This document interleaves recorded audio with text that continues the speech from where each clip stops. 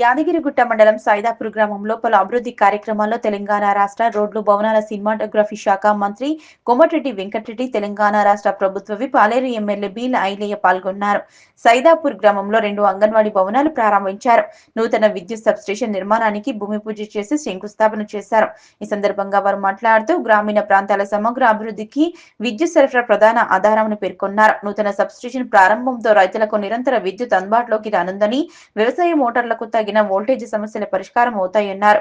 అలాగే గృహాల్లో, చిన్న పరిశ్రమలు, వాణిజ్య కార్యకలాపాలకు నాణ్యమైన విద్యుత్ సరఫరా కల్పించడమే రాష్ట్ర ప్రభుత్వ లక్ష్యమన్నారు. ప్రభుత్వం గ్రామాల అభివృద్ధికి ప్రాధాన్యతనిస్తూ రోడ్లు, విద్యుత్, త్రాగునీరు, విద్య వంటి మౌలిక సదుపాయాలను విస్తృతంగా కల్పిస్తుందన్నారు. ముఖ్యంగా రైతుల సంక్షేమం దృష్ట్యా విద్యుత్ రంగంలో కోట్ల రూపాయలు ఖర్చు చేస్తూ సబ్స్టేషన్లు, లైన్లు బలోపేతం చేపడుతున్నామన్నారు. రైతన్నలకు ఒక వరంగా 8 సబ్స్టేషన్లు శాంక్షన్ చేసుకొని అందులో గౌరవ మంత్రివర్యులు ఆర్ఎన్బి శాఖ మంత్రులు మా పెద్దన్న ఈ ప్రాంత అభివృద్ధి దాత కోమటిరెడ్డి వెంకరెడ్డి గారి సహకారంతో ఇవాళ మూటకొండలో ఒకటి, ఇక్కడ యారుట మండలంలో ఒక సబ్స్టేషన్ శంకుస్థాపన చేసుకోవడం, 2 ఎకరాలలో 4 కోట్లతోటి సుమారు 4 గ్రామాలకు వేలాది మంది రైతులకు ఎక్కడ కూడా కరెంట్ ఇబ్బంది లేకుండా నాణ్యమైన కరెంట్ అందించాలనే లక్ష్యంతో లో వోల్టేజ్ సమస్య తీర్చాలని చెప్పి ఇక్కడ సైదాపూర్ గ్రామంలో ఇవాళ 4 కోట్లతోటి సబ్స్టేషన్ శాంక్షన్ చేసుకొని దీన్ని ఈ రోజు ఫౌండేషన్ చేసుకోవడం జరిగింది. 2 నెలలనే దీనికి రైతులకు అందుబాటులో తీసుకురావడం మా లక్ష్యంగా చేస్తున్నాం. ఇప్పటికే 4 సబ్స్టేషన్లు ఇక్కడ ప్రారంభించుకున్నాం. ఇక్కడ దూది వెంకటాపురం ఒకటి, మల్యాల గ్రామం ఒకటి, నాయనంపల్లి గ్రామంలో ఒకటి, మూటకొండూరులో కూడా ఒకటి, ఇంకా 4 సబ్స్టేషన్లు కూడా ప్రారంభించుకొని ఈ సమ్మరిలో లో వోల్టేజ్ లేకుండా రైతులకు నాణ్యమైన కరెంట్ ఇవ్వాలి. ఏ రైతన్న పొలం కూడా ఎకరం కూడా ఎండొద్దు, పొలం కూడా కరెంటు సమస్య ఉండొద్దనే ఉద్దేశంతో గౌరవ ముఖ్యమంత్రి సహకారంతో పెద్దలు కోమటిరెడ్డి వెంకరెడ్డి గారి సహకారంతో ఈ లో వోల్టేజ్ సమస్య తెచ్చి 4 కోట్లతో సబ్స్టేషన్ శాంక్షన్ చేసినాం. ఇదే కాకుండా ఈ ప్రాంతంలో గ్రామాలలో గత 10 ఏళ్లుగా వేయనటువంటి రోడ్లు పెద్ద ఎత్తున గౌరవ మంత్రి సహకారంతో మేము రోడ్లు కూడా మంజూరు చేసుకున్నాం.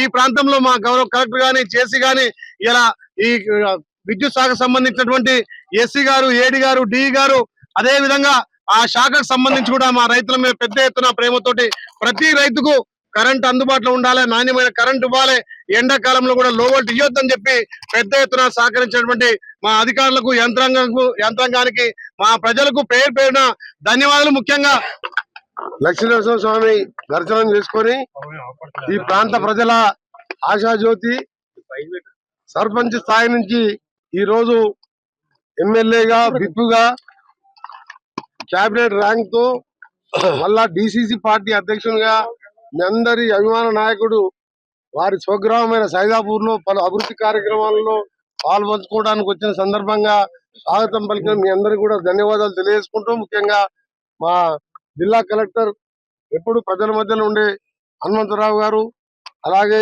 ఎలక్ట్రిసిటీ అధికారులు సి బాలస్వామి గారు, ఎస్సీ గారు, డిఈ గారులకు, ముఖ్యంగా మా సర్పంచ్ రోజాని, మా ఉప సర్పంచ్ వెంకన్నని, మా వార్డు మెంబర్ని ఆశీర్వదించి గెలిపించిన సైదాపూర్ గ్రామస్తులందరికీ చేతులెత్తి నమస్కరిస్తున్నాం. మీ అందరికి కూడా ఈరోజు మన ఐలయ్య గారు సర్పంచ్ గా ఈ రోజు ప్రస్థానం ప్రారంభించి, ఆ శంకర్ గారు, ఇంకా ఎంతో మంది యాక్టివ్ లీడర్స్ ఇక్కడ ఎమ్మెల్యేగా ఈరోజు, ఆ రోజు మనం నన్ను ఎంపీగా మీరందరూ ఎంతో నమ్మకంతో మీరే ఎంపీ క్యాండిడేట్ లాగా భావించి నన్ను గెలిపించిండు. ఆ రోజే మనం అన్నాం ఐలయ్య గారు నెక్స్ట్ ఆలేరు ఎమ్మెల్యేగా 50,000తో గెలవాలంటే అన్న మాట ప్రకారం దేవుని లక్ష్మీనరసింహ ఆశీర్వాదం, మీ కష్ట ఫలితం, మీ ఆశీర్వాదం ఎంత మీకే దక్కుతుంది.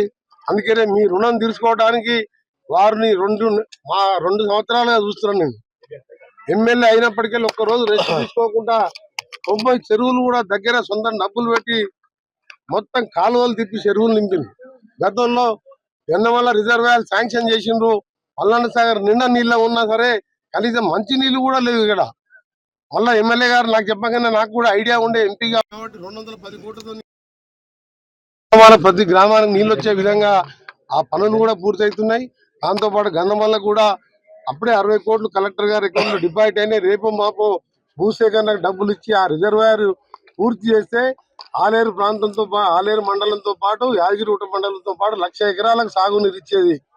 అది నేను ఎమ్మెల్యే గారు వెంటబడి అసెంబ్లీలో రేట్ చేసి నాతో పాటు ముఖ్యమంత్రి గారు చూసుకుని దాన్ని అమౌంట్ రిలీజ్ చేసినాం.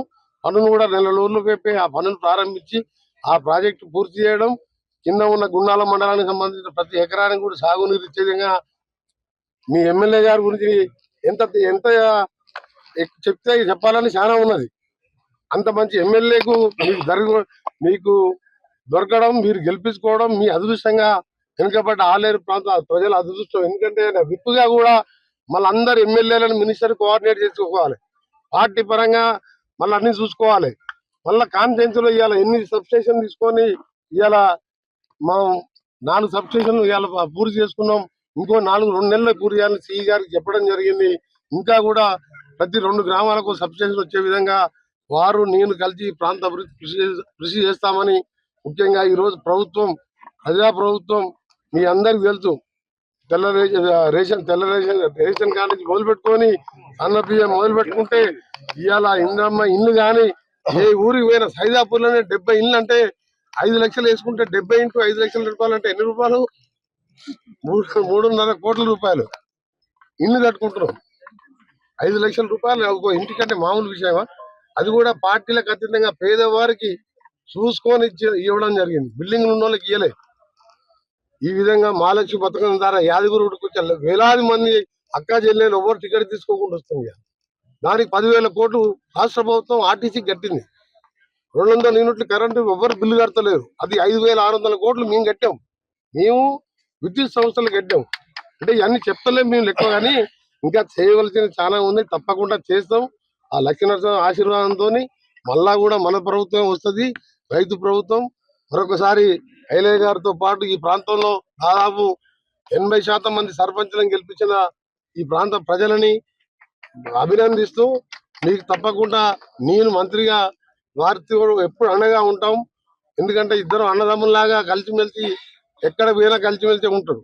ఆయన ఏంటంటే ఇంతసేపు పనే, సొంతం పని ఏముండదు, ఆయనకు వ్యాపారం లేదు, ఏం లేదు. నాలాగనే నేను మొదటిసారి గెలిచిన ఎట్లా తిరిగినప్పుడు 6 సార్లు గెలిచిన.